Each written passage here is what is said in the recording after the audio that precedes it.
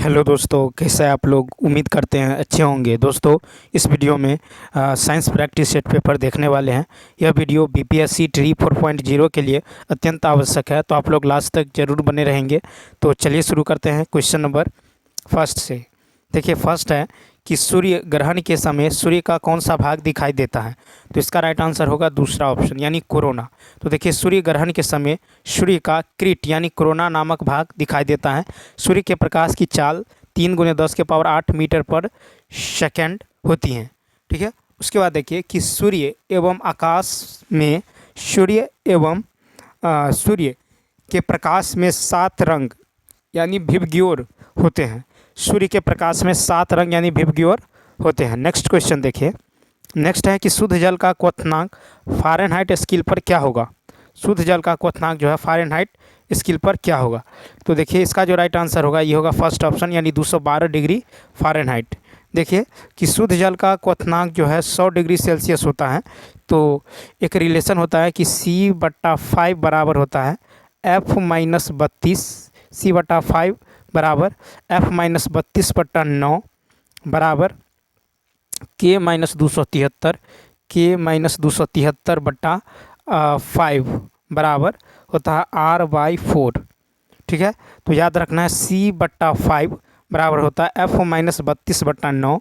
C/5 बराबर F-32/9 बराबर K-273/5 बराबर K-273/5 बराबर जो है R/4 बराबर क्या होता है R/4 होता है। ठीक। तो देखिए, अतः यहाँ पे C/5 बराबर F-32 में क्या होगा 9, क्योंकि शुद्ध जल का क्वथनांक फ़ारेनहाइट में कर रहा है। तो C/5 बराबर F-32/9, या फिर इसको लिख सकते हैं C यानी 100/5। देखिए, शुद्ध जल का क्वथनांक जो है 100 डिग्री सेल्सियस होता है। तो 100/5 बराबर होगा F-32/9। ठीक है। ये कट के कितना होगा 20, कट के कितना होगा तो ये हो जाएगा 20। ठीक है। या फिर 20 × 180 बराबर होगा F-32। F-32 तो F बराबर कितना होगा 212। कितना हो जाएगा तो F बराबर हो जाएगा 212। ठीक है। तो इसका राइट आंसर क्या होगा फर्स्ट ऑप्शन। ठीक है। देखिए, जल का हिमांक बिंदु जो है 0 डिग्री सेल्सियस होता है। नेक्स्ट क्वेश्चन देखिए 113। कहता है एक गेंद को क्षैतिज से कितने कोण पर फेंकने पर अधिकतम क्षैतिज दूरी तय कर सकेगी। तो देखिए 113 का राइट आंसर होगा तीसरा ऑप्शन 45 डिग्री। तो किसी वस्तु को अधिकतम परास पर फेंकने के लिए उसे 45 डिग्री का कोण पर जो है प्रक्षेपित किया जाता है। ठीक है। प्रक्षेपित किया जाता है यानी परास बराबर होता है, परास R बराबर होता है U² sin 2θ। U² sin 2θ upon में होता है स्मॉल g। ठीक है। तो परास R बराबर होता है U² sin 2θ/g। ठीक है। तो यहाँ पे जो है आप जो है थीटा का मान कितना लेंगे 45 डिग्री। ठीक है। कितना लेंगे 45 डिग्री लेंगे। तो R मैक्सिमम जो होगा ये होगा U²/g हो जाएगा। U²/g चूँकि sin 90 का मान कितना होता है तो 1 होता है। sin 90 का मान 1 होता है। नेक्स्ट देखिए, नेक्स्ट क्वेश्चन है यदि बल, संवेग तथा विस्थापन क्रमशः ABC द्वारा प्रदर्शित किए जाते हैं तो पद AC/B प्रदर्शित करेगा। तो देखिए कहता है यदि बल जो है A, संवेग B, विस्थापन C प्रदर्शित करता है तो यहाँ पे पद AC यानी बल गुने विस्थापन बटा संवेग, बल गुने विस्थापन बटा संवेग किसको जो है रिप्रेजेंट करेगा। तो यहाँ पे यदि देखें तो A बल यानी F बराबर होता है ma। ठीक है। यहाँ पे ma और B है आपको B जो है संवेग यानी गति, तो क्या होता है mv। ठीक है। और C विस्थापन है, तो C यदि विस्थापन है तो यहाँ पे हो जाएगा आपको v/t। ठीक है। तो फिर यहाँ पे ले लेंगे AC/B क्या होगा तो ma × v/t और नीचे में हो जाएगा mv। क्या हो जाएगा m × v हो जाएगा। ठीक है। संवेग बराबर रहता है m × v। अब ये हो जाएगा आपको यानी ये हो जाएगा कट के ए बाय क्या होगा, तो ये हो जाएगा ए बटा में टी हो जाएगा, ए बटा में T, A by T. A by T क्या है, बेग है, ठीक है, बेग। ए बाई टी क्या है, तो बेग है, ठीक है। तो देखिए यहाँ पे जो है ए बाई टी बराबर हो जाएगा आपको बेग, ठीक है। ए बराबर होता है वेलोसिटी बाई टाइम, ए बराबर होता है वेलोसिटी बाय क्या होता है, टाइम होता है। तो इसका जो राइट आंसर होगा 100, देखिए इसका राइट आंसर, देखिए ऑप्शन देखिए, इसका ऑप्शन जो है, इसका राइट आंसर हो जाएगा तीसरा ऑप्शन, क्या होगा, तीसरा, बेग हो जाएगा, ठीक है। क्या होगा, बेग हो जाएगा। तो बेग बराबर क्या होता है, त्वरण बट्टा, तो बेग बराबर हो जाएगा आपको ए बाई टी। अब चलिए देखते हैं क्वेश्चन नंबर जो है 115। 115 है कि निम्नलिखित में से कौन सा नियम किसी धात्विक तार में से प्रवाहित होने वाली धारा और इसके सिरों में विभवांतर के बीच संबंध बताता है। 115 का होगा फर्स्ट ओम का नियम। तो देखिए ओम का नियम जो है किसी धात्विक तार में से प्रवाहित होने वाली धारा और इसके सिरों में विभवांतर के बीच संबंध बताता है, ठीक है। तो यहाँ पे हो जाएगा फर्स्ट ऑप्शन, ठीक है। तो ओम का नियम किसी धात्विक तार में से प्रवाहित होने वाली धारा और इसके सिरों में विभवांतर के बीच का संबंध बतलाता है। क्वेश्चन नंबर नेक्स्ट 116 है कि 10 मीटर पर सेकेंड से गतिमान एक जो है 2000 केजी का ट्रक ट्रैफिक लाइट पर खड़ी एक कार को से टकराता है। टकराव के बाद दोनों एक साथ 8 मीटर पर सेकेंड की गति से चलते हैं, कार का द्रव्यमान होगा। तो देखिए यहाँ पे जो हो जाएगा आपको कार का द्रव्यमान, यहाँ पे देखिए जो है गति जो है मीटर पर सेकेंड, एक गति यहाँ है और एक जो है एक गति यहाँ पे दिया गया है, ठीक। और यहाँ पे एक द्रव्यमान दिया गया है और यहाँ पे एक द्रव्यमान निकालना है।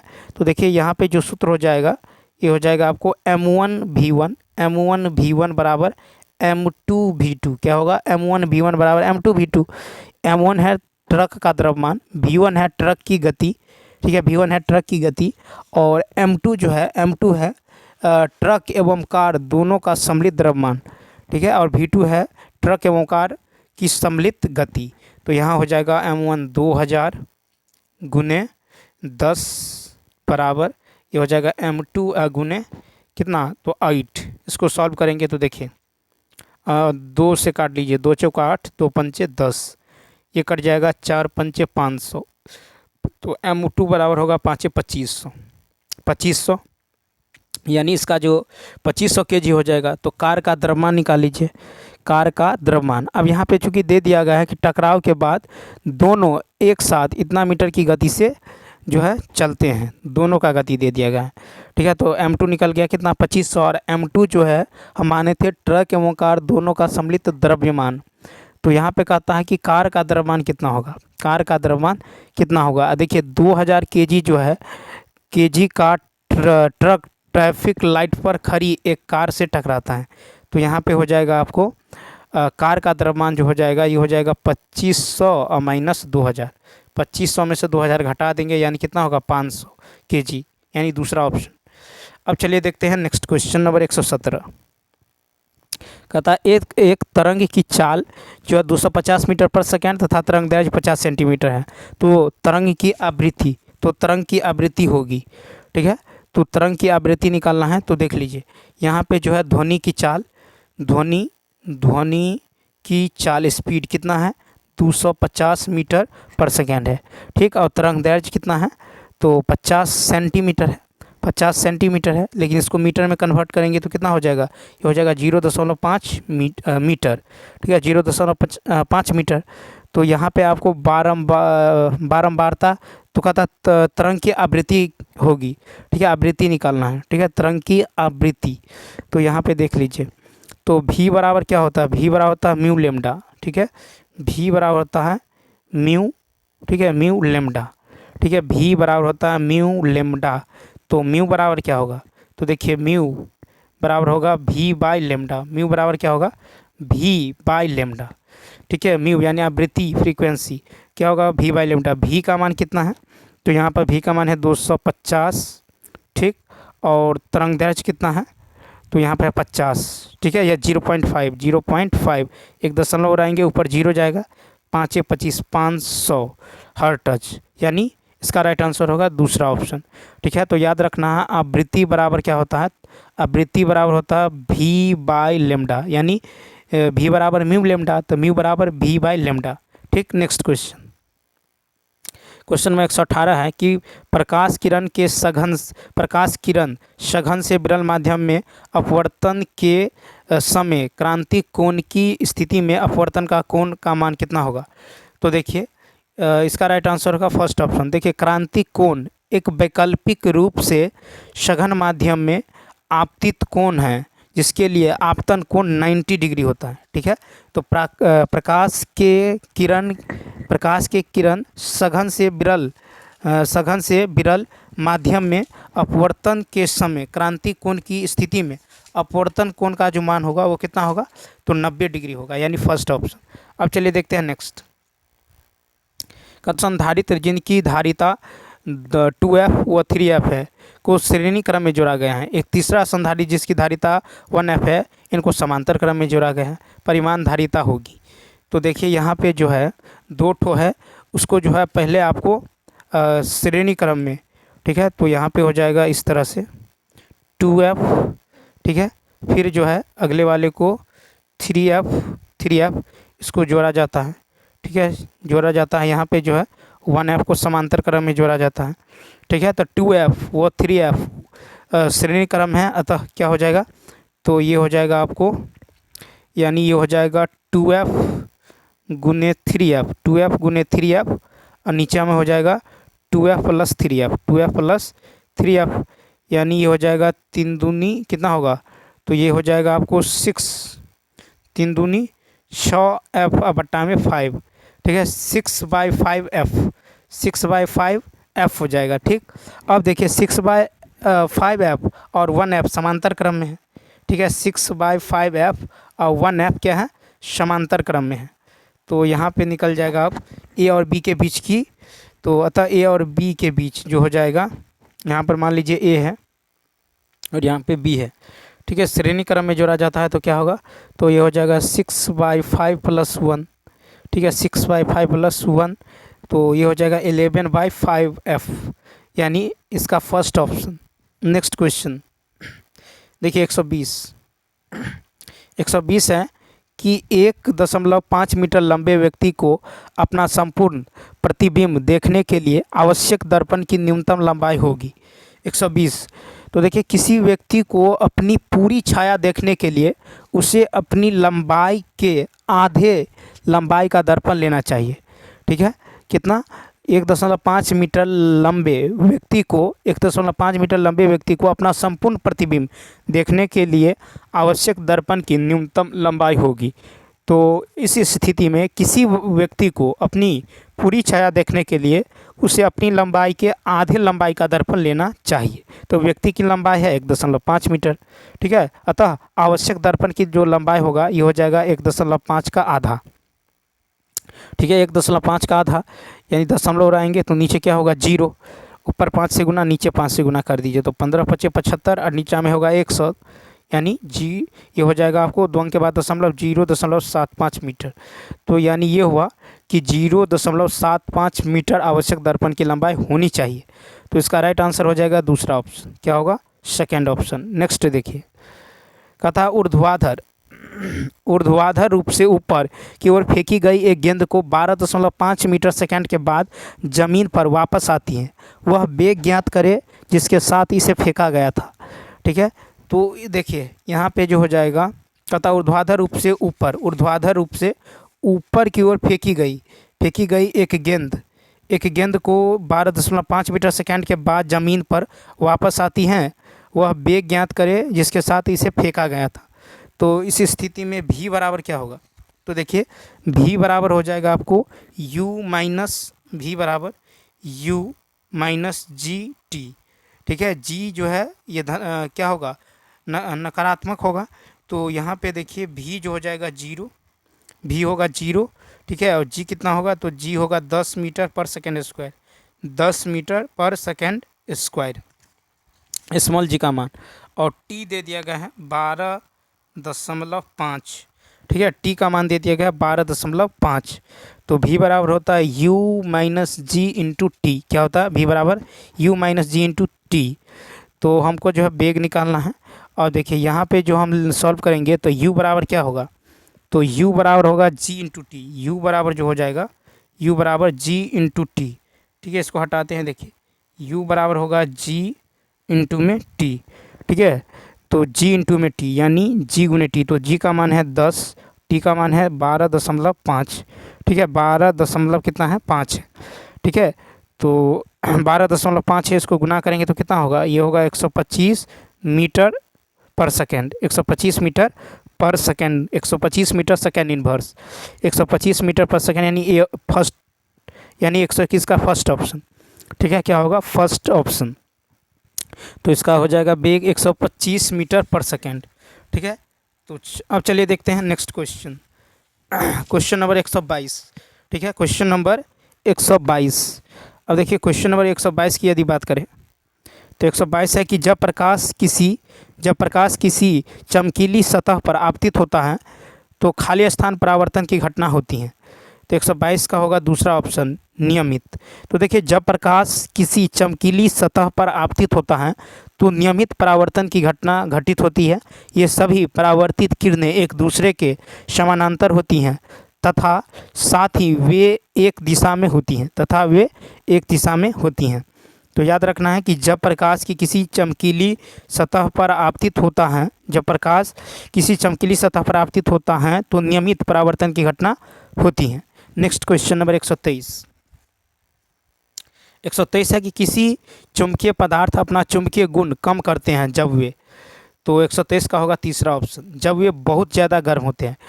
सभी चुंबकीय पदार्थ अपना चुंबकीय गुण एक निश्चित ताप पर खो देते हैं, उसे क्रांतिक ताप कहते हैं। ठीक है, सभी चुंबकीय पदार्थ अपना चुंबकीय गुण कम करते हैं जब वे बहुत ज़्यादा गर्म होते हैं।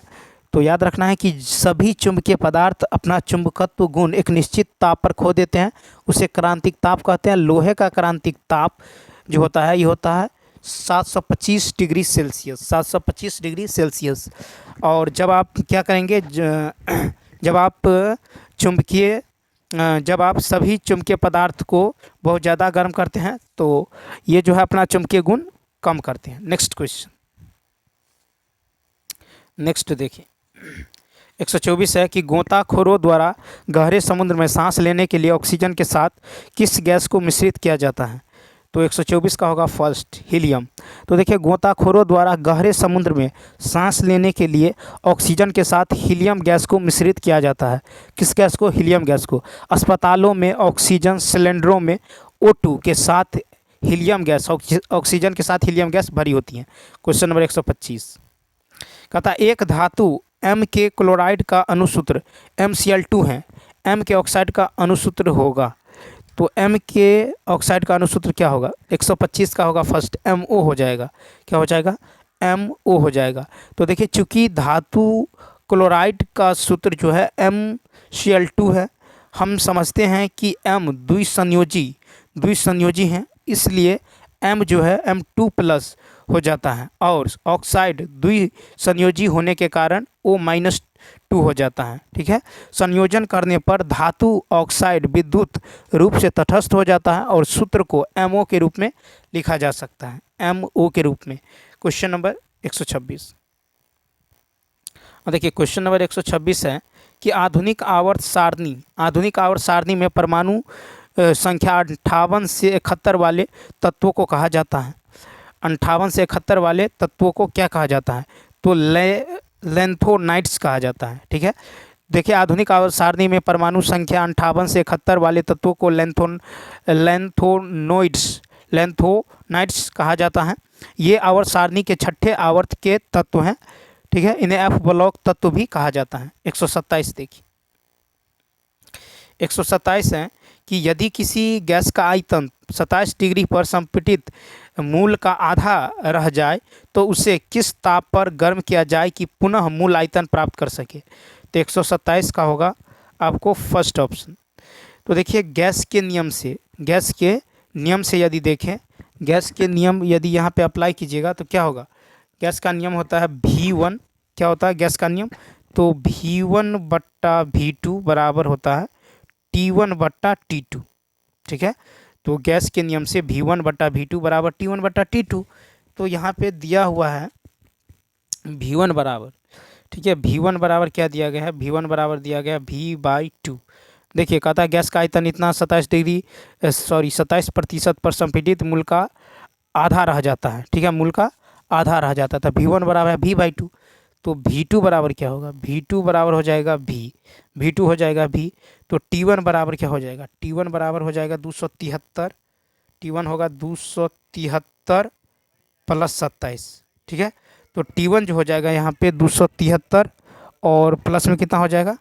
तो 27 हो जाएगा। ठीक है, 273 प्लस 27 यानी 300 केल्विन। कितना होगा? 300 केल्विन।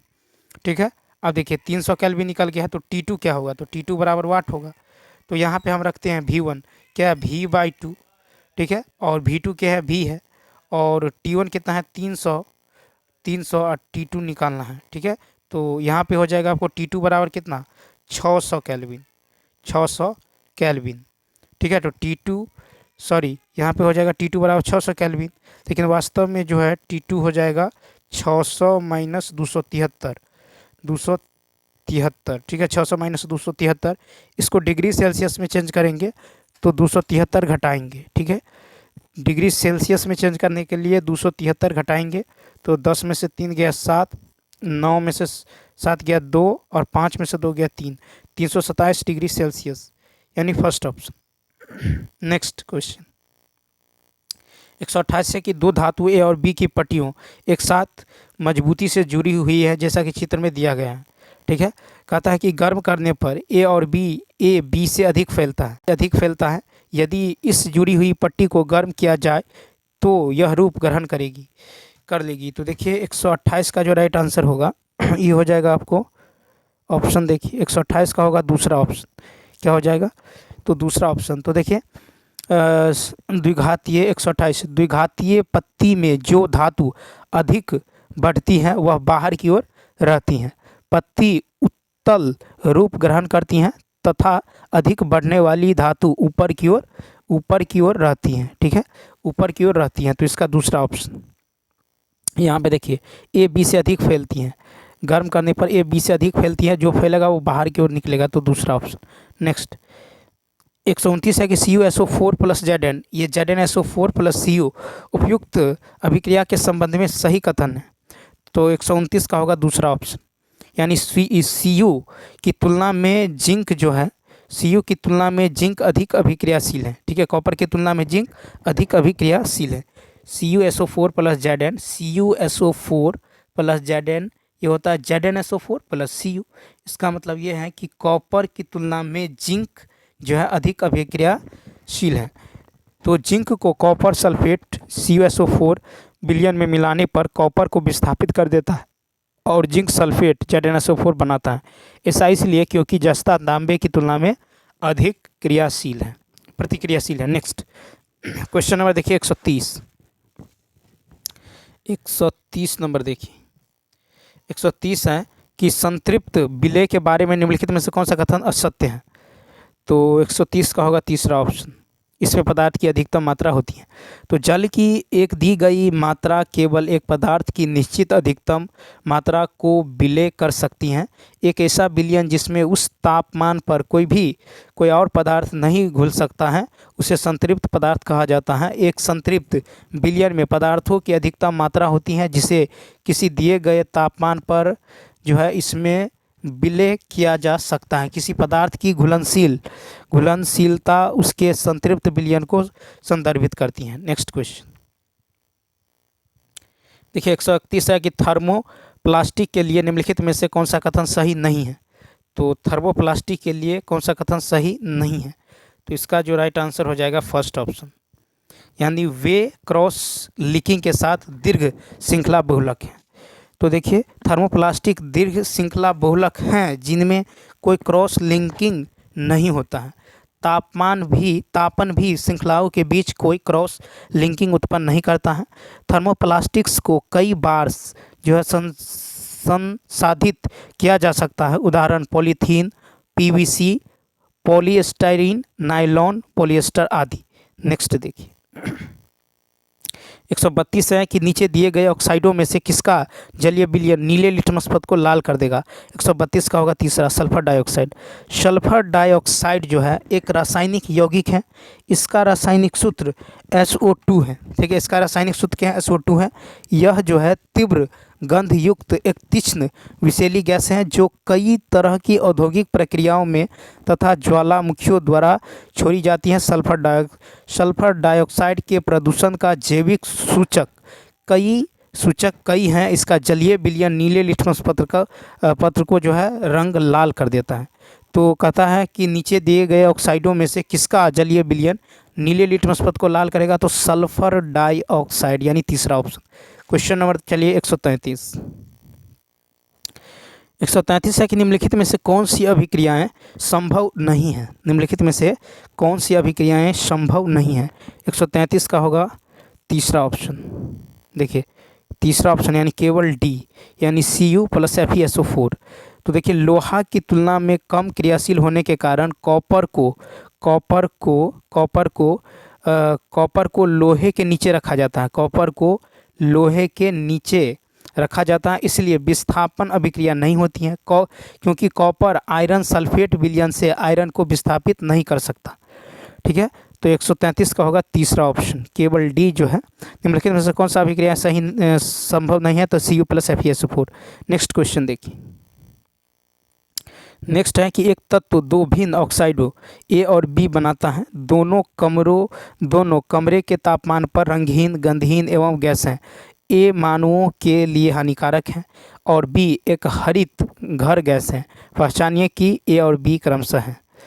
तो देखिए 134 का जो होगा ऑप्शन, 134 का जो राइट आंसर होने वाला है ये हो जाएगा आपको 134 का जो राइट आंसर होगा ये होगा तीसरा ऑप्शन यानी कार्बन मोनोऑक्साइड एवं कार्बन डाइऑक्साइड। तो देखिए यानी कमरे के तापमान पर कार्बन मोनोऑक्साइड और कार्बन डाइऑक्साइड दोनों रंगहीन, गंधहीन गैसीय होते हैं। ठीक है, कमरे के तापमान पर कार्बन मोनोऑक्साइड और कार्बन डाइऑक्साइड दोनों क्या होते हैं, रंगहीन, गंधहीन और गैसीय होते हैं। कार्बन मोनोऑक्साइड जो है मनुष्यों के लिए जहरीली है और कार्बन डाइऑक्साइड एक ग्रीन हाउस गैस है। ठीक, नेक्स्ट क्वेश्चन देखिए क्वेश्चन नंबर 135। देखिए क्वेश्चन नंबर 135 है कि जब कोई कॉपर की प्लेट लंबे समय तक नम वायु में खुली रखी रहती हैं तो इस पर एक हल्की हरी परत जम जाती है, यह हरा पदार्थ होता है। तो इसका राइट आंसर होगा तीसरा कॉपर कार्बोनेट और कॉपर हाइड्रोक्साइड का मिश्रण। तो जब किसी कॉपर की प्लेट लंबे समय तक नम वायु में खुली रखी जाती हैं तब कॉपर वायुमंडलीय गैसों तथा नमी के साथ प्रतिक्रिया करके कॉपर कार्बोनेट तथा कॉपर हाइड्रोक्साइड का मिश्रण बनाती हैं जो हरे रंग का होता है। तो इसका जो है तीसरा ऑप्शन। नेक्स्ट क्वेश्चन 136 देखिए, मानव मूत्र का पीला रंग किसके कारण होता है। तो 136 का होगा तीसरा यूरोक्रोम। मानव मूत्र का पीला रंग यूरोक्रोम के कारण होता है। मानव मूत्र का pH मान 6 होता है। मानव मूत्र के माध्यम से विटामिन C का उत्सर्जन होता है। मानव शरीर में एक दिन में लगभग 1.5 लीटर मूत्र बनता है। ठीक है, मानव मूत्र का pH मान 6 होता है। मानव मूत्र के माध्यम से विटामिन C का उत्सर्जन होता है। मानव शरीर में एक दिन में लगभग 1.5 लीटर मूत्र बनता है। नेक्स्ट क्वेश्चन 137 है कि किस प्रकार का प्रजनन विशाल विविधता ला सकता है। 137 का होगा 3 लैंगिक प्रजनन विशाल विविधता लाने में सक्षम है। ठीक है, लैंगिक प्रजनन विशाल विविधता लाने में सक्षम है। लैंगिक जनन वह प्रक्रिया है जिसमें दो युग्मकों के मिलने से बनी रचना युग्मज यानी जाइगोट द्वारा नए जीवन की उत्पत्ति होती है। इस प्रक्रिया में दो मुख्य चरण जो है अर्धसूत्री विभाजन तथा निषेचन है। सभी स्तनधारी लैंगिक प्रजनन करते हैं। तो किस प्रकार का प्रजनन विशाल विविधता ला सकता है, तो लैंगिक प्रजनन। नेक्स्ट क्वेश्चन 138 है कि हरित लवक के किस भाग में प्रकाशिक अभिक्रिया संपन्न होती है। 138 का होगा 3 ग्रेना। हरित लवक के किस भाग में प्रकाशिक अभिक्रिया उत्पन्न करती हैं, तो ग्रेना। तो देखिए प्रकाश की प्रतिक्रिया प्रकाश की उपस्थिति में होती है। यह क्लोरोप्लास्ट के कणिका में होता है। प्रकाश की ऊर्जा को जो है थाइलाकोइड झिल्ली में एंजाइमों की एक श्रृंखला के माध्यम से स्थानांतरित किया जाता है, जिसके परिणाम स्वरूप दो ऊर्जा वाहक यौगिकों का उत्पादन होता है। एक तो एटीपी या दूसरा NADPH होता है। ठीक, तो याद रखना है कि हरित लवक के जो है ग्रेना भाग में प्रकाशिक अभिक्रिया संपन्न होती है। नेक्स्ट, कुछ पौधों की जड़ों, उपजी और पत्तियों की खाली स्थान प्रक्रिया के माध्यम से नए पौधों में विकसित होती हैं। तो 139 का होगा दूसरा, वनस्पति प्रसार। वनस्पति प्रजनन यानी वनस्पति प्रसार वनस्पतियों में अलैंगिक जनन प्रक्रिया है। इस प्रक्रिया में पौधे के कोई भाग जैसे जड़, तना, पत्ती आदि से नए पौधों की उत्पत्ति होती है। अर्थात इस प्रकार के जनन प्रक्रिया में बना बीज जो है बीज या बीजाणु के ही नए पौधे की उत्पत्ति होती है। ठीक है, अब चलिए, तो याद रखना है कि कुछ पौधों की जड़ों, उपजी और पत्तियों की वनस्पति प्रसार प्रक्रिया के माध्यम से नए पौधों में विकसित होती हैं। 140 देखिए, क्वेश्चन नंबर 140 की यदि बात करें तो कहता है निम्नलिखित में से कौन सा सरसों के तेल में सामान्यतः मिलावट के लिए प्रयोग करते हैं। सरसों के तेल में मिलावट के लिए 140 का होगा 2, पोस्ता के बीज। सरसों के तेल में सामान्यतः मिलावट के लिए जो है अजीमोन तेल का प्रयोग किया जाता है। अजीमोन मेक्सिकाना मेक्सिको में पाई जाने वाली जो है एक पोस्ते की प्रजाति है। उसके बाद देखिए, सरसों के तेल में इस तेल की मिलावट के फलस्वरूप ड्रॉप्सी नामक महामारी फैल सकती है। तो याद रखना है कि सरसों के तेल में सामान्यतः मिलावट के लिए प्रयोग करते हैं पोस्ता के बीज। नेक्स्ट, कहता कौन सा जानवर रेशे को अच्छी तरह से नहीं पचा पाता। कौन सा जानवर रेशे को अच्छी तरह से पचा नहीं पाता। 141 का जो राइट आंसर होगा ये दूसरा, सूअर। तो देखिए, सूअर एक सर्वाहारी जंतु है जो कि रेशे को अच्छी तरह जो है नहीं पचा पाता है। अन्य जंतु जैसे बकरी, गाय, हाथी आदि जिनके शरीर में कुछ ऐसे जीवाणु होते हैं जो रेशों को पचाने के लिए एंजाइम का स्रावन करते हैं। नेक्स्ट, 142 कहता है दो जीव सबसे अच्छे मित्र हैं और साथ साथ रहते हैं। इनमें से एक आवास, जल तथा पोषक तत्व प्रदान करता है, जबकि दूसरा की यदि बात करें तो दूसरा भोजन बनाता है एवं प्रदान करता है। जबकि दूसरा भोजन बनाता है एवं प्रदान करता है। जीवों के इस प्रकार के संबंध को कहते हैं सहजीवन कहते हैं। तीसरा ऑप्शन, श्लेष्मा ग्रंथियों से हमेशा श्लेष्मा निकलता रहता है जो मेढक और केचुआ के शरीर को चिपचिपा बनाए रखने में मदद करता है, इसलिए इनका शरीर चिपचिपा होता है। क्वेश्चन नंबर 142 का जो तीसरा ऑप्शन। नेक्स्ट देखिए 143 देखिए 142 की यदि बात करें तो देखिए 142 में जो है 142 में है कि सहजीवन को सहोपकारिता भी कहते हैं।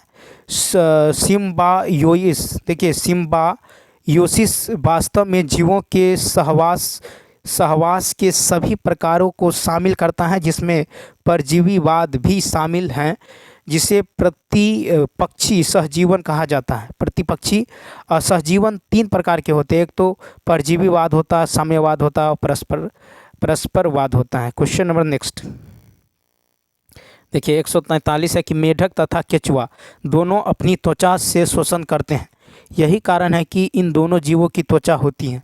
143 का 3, आर्द्र एवं श्लेष्मीय। तो देखिए मेढक तथा केचुआ दोनों अपनी त्वचा से शोषण करते हैं, यही कारण है कि इन दोनों जीवों की जो त्वचा होती है ये आर्द्र एवं श्लेष्मीय होती हैं।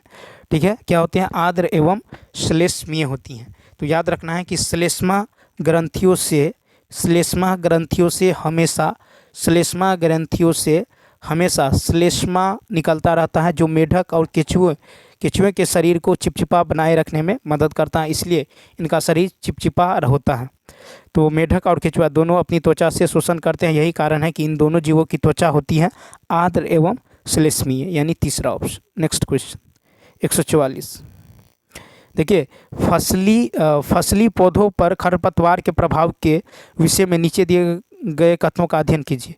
तो 144 का होगा आपको यानी इसका राइट आंसर हो जाएगा, यानी एक फर्स्ट ऑप्शन सी और डी। देखिए सी और डी 100, देखिए यहाँ पे जो राइट आंसर होगा ये होगा सी और डी। सी क्या है, तो ये पादप की वृद्धि को प्रभावित करते हैं, ये पादप की वृद्धि को प्रभावित करते हैं। और डी ऑप्शन देखिए, ये फसली पादपों से जल पुष्प को स्थान तथा प्रकाश के लिए स्पर्धा करते हैं। ठीक है, तो यानी इसका जो राइट आंसर होगा ये होगा फर्स्ट ऑप्शन। क्या होगा, फर्स्ट। तो खरपतवारों की उपस्थिति फसल की उपज को कम करने में सहायक है। किसान जो अपनी पूर्ण शक्ति व साधन फसल की अधिकतम उपज प्राप्त करने के लिए लगाता है, ये अनैच्छिक पौधे इस उद्देश्य को पूरा नहीं होने देते हैं। खरपतवार फसल के पोषक तत्व नमी, प्रकाश, स्थान आदि के लिए जो है प्रतिस्पर्धा करके फसल की वृद्धि, उपज एवं गुणों में कमी कर देते हैं। खरपतवारों से हुई हानि किसी अन्य कारणों से, जैसे कीड़े मकोड़े, रोग व्याधि आदि से हुई हानि की अपेक्षा अधिक होती हैं। यह अनुमान के आधार पर हमारे देश में विभिन्न विधियों से प्रति वर्ष लगभग 1,40,000 करोड़ रुपए की हानि होती है, जिसका लगभग 1/3 से ज़्यादा खरपतवारों द्वारा लॉस होता है। नेक्स्ट क्वेश्चन, तो याद रखना है कि खरपतवार के बारे में क्वेश्चन में देखिए 145 है कि नीचे दिए गए पदों के विभिन्न संयोजनों से जंतु कोशिका के संदर्भ में पदों का कौन सा संयोजन सही है। 145 का होगा 3, कोशिका झिल्ली, क्रोमोसोम, राइबोसोम और माइटोकॉन्ड्रिया। तो देखिए कोशिका जीवन की सबसे छोटी क्रियात्मक व संरचनात्मक इकाई है, जिसके अध्ययन को साइटोलॉजी कहा जाता है। पादप व जंतुओं की कोशिकाओं की संरचना अलग अलग होती हैं, जो पादपों को जंतुओं से भिन्न करती हैं। इसमें क्रम से कोशिका झिल्ली, क्रोमोसोम, राइबोसोम और माइटोकॉन्ड्रिया पाए जाते हैं। तो याद रखना है जंतु कोशिका के संदर्भ में जो है पदों का कौन सा संयोजन सही है, तो कोशिका, इसका तीसरा ऑप्शन, यानी कोशिका झिल्ली, क्रोमोसोम, राइबोसोम और माइटोकॉन्ड्रिया। नेक्स्ट क्वेश्चन नंबर 146, नीचे दिए गए समुच्चय में से कौन सा किसी के मादा भाग को संगठित करते हैं। 146 का राइट आंसर होगा तीसरा, पुंकेसर, अंडाशय एवं वर्तिका। ठीक है, तो देखिए कि 146 का मादा भाग को संगठित करता है पुंकेसर, अंडाशय एवं वर्तिका। टेडपोल या लार्वा एक वयस्क मेढक के रूप से पूरी तरह से अलग है। टेडपोल में श्वसन के लिए गिल्स होते हैं, क्योंकि यह पानी में रहता है और कायांतरण के दौरान टेडपोल के दौरान एक वयस्क मेढक बनने के लिए बदल जाता है। उदाहरण के लिए गल्फरे फेफड़ों में बदल जाते हैं। टेडपोल के कायांतरण के लिए जल में आयोडीन का मिश्रण जरूरी होता है। तो याद रखना है कि मादा भाग को संगठित करते हैं, यह है पुंकेसर, अंडाशय और वर्तिका। नेक्स्ट क्वेश्चन है, निम्नलिखित में से क्या एक पौधे के रूपांतरित तने का युग्म है। तो 147 का फर्स्ट, अदरक और हल्दी। ठीक है, तो अदरक और हल्दी जो है एक पौधे के रूपांतरित तने का युग्म है। देखिए राइजोम यानी जड़ों का कुछ एक परिवर्तित तना है, जो क्षैतिज एवं भूमिगत रूप से बढ़ता है। इसमें नोड्स यानी गांठ और इंटरनोड्स एक दूसरे से जुड़े हुए गांठ होते हैं। हल्दी या अदरक जैसे कुछ पौधों के राइजोम पर कलियों से जो है वर्टिकल शूट जो है उत्पन्न होते हैं। नेक्स्ट क्वेश्चन 148 है कि दांत क्षय के बारे में कौन सा कथन सच है। 148 का होगा आपको तीसरा ऑप्शन, 148 का जो हो जाएगा ये तीसरा ऑप्शन, यानी न तो एक और न ही दो। ठीक है, 148 का। तो देखिए सामान्यतः हमारे मुंह में जीवाणु मौजूद होते हैं, लेकिन वे हमारे लिए हानिकारक जो है नहीं होते। हालांकि अगर हम खाने के बाद अपने दांतों और मुंहों को साफ़ नहीं करते हैं तो कई हानिकारक जीवाणु भी इसमें रहने और बढ़ने लगते हैं। ये जीवाणु बचे हुए भोजन में मौजूद शर्करा को तोड़ते हैं और अम्ल निर्मोचित करते हैं। अम्ल धीरे धीरे दांतों को नुकसान पहुंचाते हैं। इसे दंत क्षय कहा जाता है। यदि समय पर इसका इलाज नहीं किया जाता तो यह दांतों के नुकसान का कारण बनता है और चरम मामलों में दांतों की हानि होती है। चॉकलेट, मिठाई, शीतल पेय और अन्य चीनी उत्पाद दांत के क्षय के प्रमुख कारण हैं। Next question. अब देखिए क्वेश्चन नंबर 149 है कि भूकंप के लिए निम्नलिखित में से क्या सत्य है। तो भूकंप के लिए निम्नलिखित में से क्या सत्य है। तो तीसरा ऑप्शन भूकंप, देखिए भूकंप की शक्ति, तीसरा ऑप्शन होगा 1 और 3 दोनों सत्य हैं। ठीक है, क्या होगा 1 और 3, तो यहाँ पे होगा 1 और 3। तो 1 देख लीजिए, पहले 3 देख लीजिए। भूकंप की शक्ति रिक्टर पैमाने पर, भूकंप की शक्ति रिक्टर पैमाने पर एक परिमाण के रूप में व्यक्त की जाती है। ठीक है, पहला देखिए भूकंप पृथ्वी का अचानक आघात या कंपन है जो बहुत कम समय के लिए रहता है। ठीक है, बहुत कम समय के लिए रहता है। तो देखिए भूकंप पृथ्वी पर अचानक हिलने या थरथराने का कार्य करता है जो बहुत कम समय के लिए रहता है। यह पृथ्वी की परपटी के अंदर एक अवधान के कारण होता है। भूकंप की शक्ति रिक्टर पैमाने पर एक परिमाण के रूप में व्यक्त की जाती है। रिक्टर स्केल पर विनाशकारी भूकंप की तीव्रता 7 से अधिक होती है। क्वेश्चन नंबर लास्ट क्वेश्चन देखिए 150। कहता प्राणियों के उत्सर्जन तंत्र के संबंध में निम्नलिखित में से कौन सा कथन सत्य है। 150। तो देखिए फर्स्ट ऑप्शन मानवों में देखिए इसका जो राइट आंसर होगा ये फर्स्ट हो जाएगा कि मानवों में मुख्य उत्सर्जन उत्पाद यूरिया है।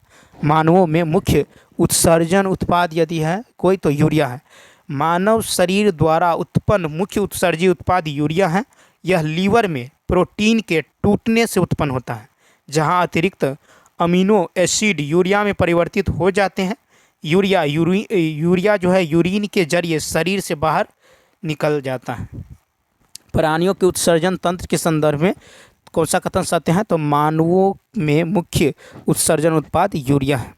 तो चलिए दोस्तों इस वीडियो में इतना ही। यदि यह वीडियो अच्छा लगा हो तो लाइक, शेयर और सब्सक्राइब करना न भूलें। तो चलिए मिलते हैं नेक्स्ट वीडियो में। इस वीडियो में इतना ही। Thanks for watching.